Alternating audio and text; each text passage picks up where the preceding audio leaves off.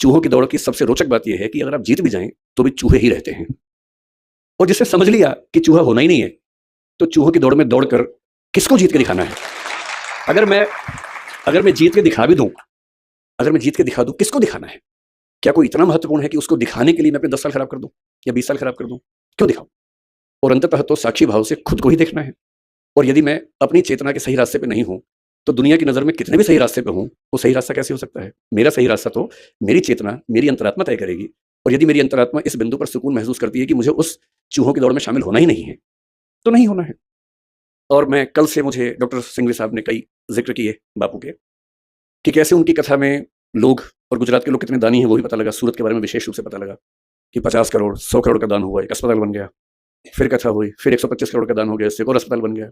इतना कंट्रीब्यूशन तो बड़े बड़े मंत्री, नेता और आईएएस नहीं कर पाते हैं, तो उससे लाख गुना अच्छा है कि हम संत बन के ही अपना काम करें और समाज के लिए जो कर सकते हैं वही करें।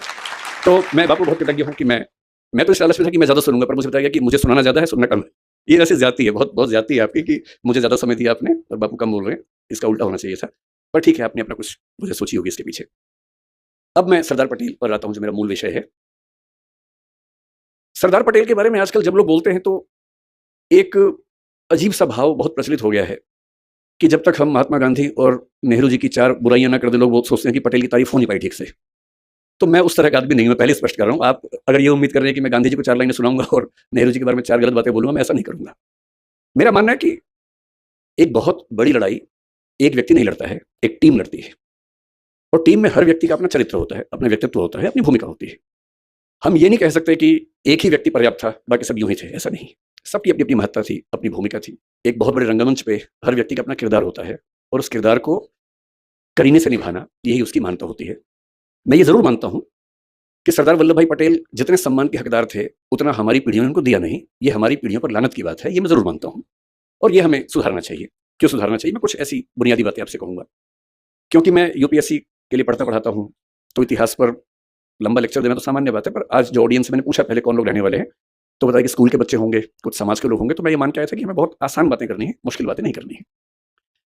मुझसे कोई पूछे कि सरदार पटेल को आप किस रूप में देखते हैं, बल्कि आज से 4-5 साल पहले मेरी माताजी का देहांत 2018 के अंत में हुआ, नवंबर में। और जब ऐसा हुआ तो स्वाभाविक सी बात है कि मेरे पिताजी, जिनकी उम्र लगभग 80 साल है, वो काफ़ी अकेले हो गए थे, टूट से गए थे।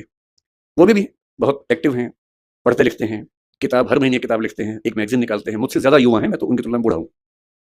तो मैंने उनसे पूछा अगले साल, मैंने कहा पिताजी आपका जन्मदिन आने वाला है, मतलब माताजी की मृत्यु के शायद 3 महीने बाद की बात, 2 महीने बाद की बात है। तो मैंने कहा आपका जन्मदिन आने वाला है, आप क्या चाहते हैं, कैसे मनाएं? मुझे लग रहा था कहीं वो ये ना कहे कि मेरा मन नहीं है मनाने का या कुछ ऐसा।